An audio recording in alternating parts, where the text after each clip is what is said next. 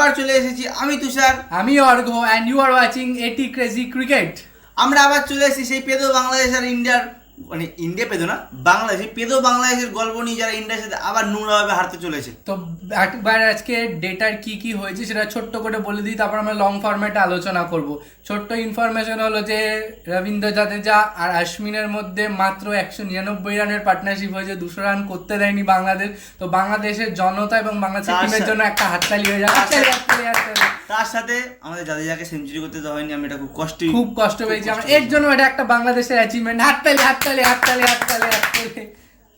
না দেখা এক মিনিট একটু ব্রিফটা দিয়ে দিই। এটা হলো ফার্স্ট ব্রিফ। সেকেন্ড ব্রিফ হলো যে খুব তাড়াতাড়ি বাংলাদেশ মাত্র 10 ওভারের মধ্যে আমাদের বাকি যে 4টে উইকেট সেটা নিয়ে নিয়েছে, এবং তারা নিজেরাই 1.5খানা সেশন, মাত্র 1.5টা সেশনও খেলতে পারেনি।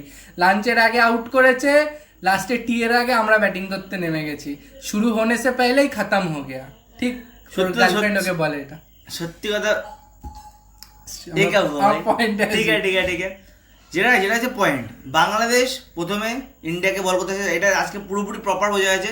কালকে আশ্বিন জাদেজার বিরুদ্ধে তাদের কোনো প্ল্যান ছিল না, কারণ আজকে যখন তারা প্রথম থেকে তাদেরকে রান করতে দেয় না, যে রানটুকু হয়েছে টোটালি বলা যেতে পারে যে আকাশদীপ যে 17 রান করেছে, সেই 17 রান বাদ বিগত 17-18 রান মতো হয়েছিল। তার বাকি 13 রান ইয়েও করেছে, আশ্বিনও করেছে। আশ্বিন 13 রান করেছে, বাট আজকে বোঝা যায় তারা প্রপার প্ল্যান নিয়েছিল জাদেজার আশ্বিনের বিরুদ্ধে, এবং জাদেজাকে প্রথমে আউট করে দেয় এবং আশ্বিনকে সেরকমভাবে ব্যাট চালাতে দেয়নি। কিন্তু কালকে তাদের কাছে প্ল্যান ছিল না বলেই আশ্বিনের জাদেজা এত রান করতে পেরেছে। বাট এটা তাদের থেকেও আমাদের প্লেয়ারদেরও অনেক বড় একটা কৃতিত্ব আছে, যে আমাদের 7 নম্বর আর 8 নম্বর প্লেয়ার মিলে 200 রানের 199 রানে পার্টনারশিপ করেছে। ঠিক আছে, 1 রান ওদের নামে থাকুক। তো যাই হোক, আর ওদের সেরা অলরাউন্ডার সাকিব আল হাসান 10 ওভারে 60 রান দিয়েছে, তাও আমাদের 7 নম্বর আর 8 নম্বর ব্যাটসম্যানের কাছে। খুব নোংরা আপনি ভাবুন। আবার তারাই বলবে এরকম করে লুঙ্গি হাতে নিয়ে, আমাদের সাকিবুল হাসান আছে, তোমাদের কাছে কলি আছে তো কি হয়েছে, আমাদের সাকিবুল হাসান আছে। আবার সাকিবুল হাসান এরকম করে কি আমি মুখে মারলাম, এরকম করে উইকেটে লাথি মারে, তারপর আবার আম্পায়ারের সামনে কি উইকেটে লাথি মারে। ভাই খেল ভালো জায়গায় ভালোভাবে পারফর্ম কর, তারপর তোর অ্যাগ্রেসিভনেস কাজে লাগবে। ওই ছোটো জিম্বাবুয়ের বিরুদ্ধে আমি 4টে উইকেট নিলাম, নিয়ে আমার অ্যাগ্রেসিভনেস কোনো কাজে লাগবে না ভাই। যাই হোক, আমরা এবার আসি বাংলাদেশ ব্যাটিংয়ে। বাংলাদেশ ব্যাটিংয়ে ও যেটা বলে আমি একটা কথা বলবো, বাংলাদেশ ও আমাকে যে কথাটা বললো শুরু নাকি সে পেলেই খতম হয়ে গেছে, এটাই ছিল বাংলাদেশের ব্যাটিং আজকে। কেউ দাঁড়াতে পারেনি 1 থেকে 4, তারপর যখন দাঁড়াতে আসে সাকিবুল হাসান এবং লিটন দাস, তারা মোটামুটি এটা কিন্তু রাইম হলো, যখন কেউ দাঁড়াতে পারেনি 1 থেকে 4 তখন দাঁড়াতে আসে লিটন দাস।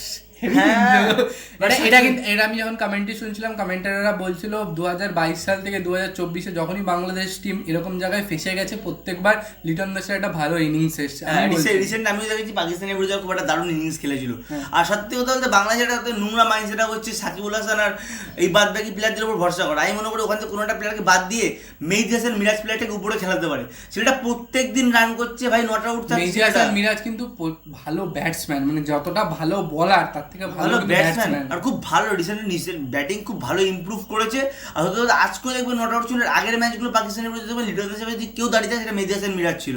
আর মেহেদী হাসান প্রত্যেকটা ম্যাচে খেলছে, প্রত্যেকটা ম্যাচে, মানে as a time Shakibul Hasan প্রথম ছিল তখন ও যেমন ডেলি ম্যাচ খেলতো, সেরকমই মেহেদী হাসান মিরাজ কেমন দেখা যাচ্ছে প্রত্যেক ম্যাচে খেলছে। বাট একটা ছোট ইনফরমেশন দেওয়ার কথা, যে ওদের ব্যাটিং লাইনআপটা আমরা বলে দিই। ফার্স্টে বুমরা একটা দারুণ ডেলিভারি করে, বাবা ওই ডেলিভারির সাথে কোনো ডেলিভারি মানে আনম্যাচে। বুমরা একটা ভালো বুমরা বলে না, বুম বুম বোম ছুঁড়ে মেরেছে, খাপ টাপ করে পড়লো, সবাই যেন একটা 5 স্টাম্প 6 স্টাম্প দিয়ে বেরোবে, এরকম করে ব্যাটসম্যান তুলে দিল লিফট করার জন্য, পক করে বলটা লেগে চলে গেল, তো ব্যাটসম্যান আউট হয়ে গেল। তারপর আকাশদীপ, আগেরবার আমরা যেটা ভুল করেছিলাম সেটা আমরা একবার রেকটিফাই করে দিচ্ছি। আকাশদীপের এটা সেকেন্ড টেস্ট ম্যাচ, আমরা বলে দিয়েছিলাম যে ডেবিউ করছে, এত খুশিতে এক্সাইটমেন্টে ভুল হয়ে যায়, কিছু মনে করবেন না। যাই হোক, ডেবিউ হোক না হোক, উইকেট তো সে পেয়েছে। হ্যাঁ, 2টো উইকেট নিয়েছে, সেটা খুব ভালো কথা। আমাদের মিয়া ভাই ইজ ব্যাক।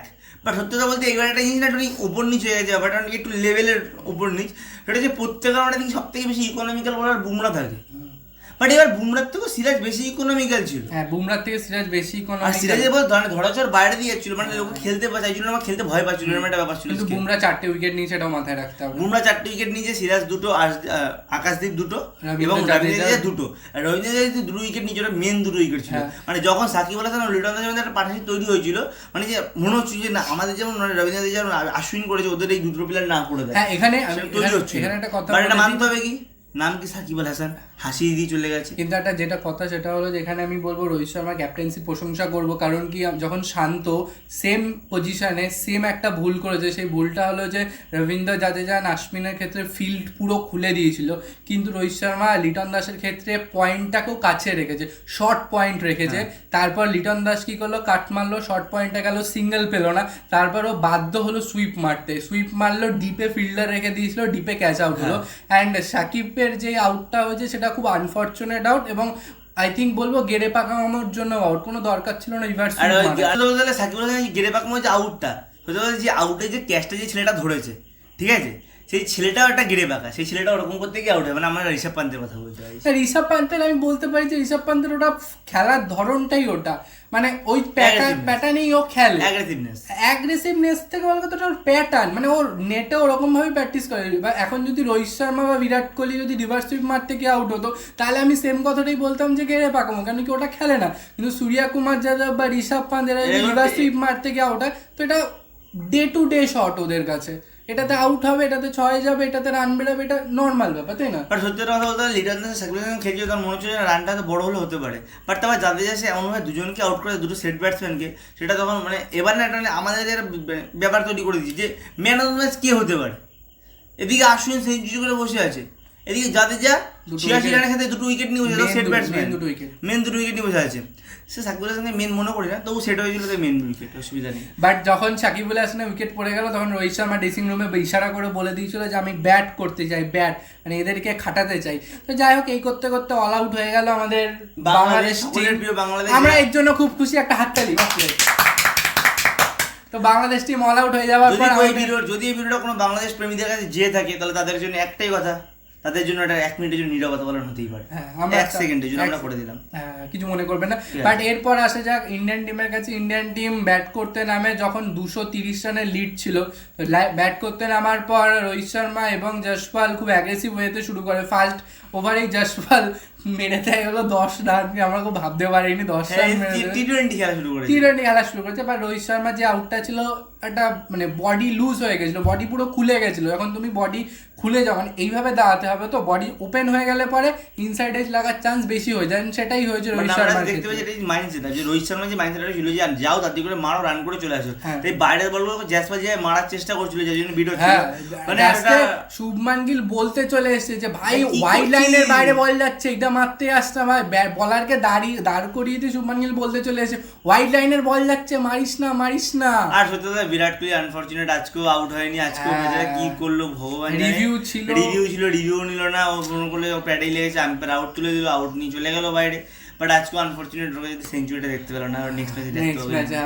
বাট সত্যি বলতে আমাদের প্রিন্সও কিন্তু খেলছে, এখনো নট আউট আছে, বলিস না ভাই, প্রিন্স আউট 33 তে নট আউট রয়েছে। আর সাথে খেলছে আমাদের ঋষভ পান্তু দাদা, এমন পান্তু দা খেয়ে এসছে, আজকে আবার 12 তে নট আউট রয়েছে। পান্তু দাদা মারবে, আমি কালকে শিওর বলছি, পান্তু দাদাকে বড় রান করবে না আস্তে আস্তে বাড়ি পালিয়ে যাবে, যেমন একটা হবে, দেখা যাক কি হয়। আই থিঙ্ক পান্তকে এটা একটু মাথায় রাখতে হবে যে যখন তুমি নতুন মানে ব্রেকের পর আসছো, তো তোমাকে একটু স্টেবল হতে হবে, একটু সময় দিতে হবে। ব্রেকের পর আসার পরই তো মারার দরকার নেই না, টেস্ট খেলা, টি20 বা ওডিআই হলে একটা ভাবতাম, বাট টেস্ট খেলার টাইম নাও, টাইম নিয়ে একটা বড় ইনিংস খেলো, দেখা যাক কি হয়।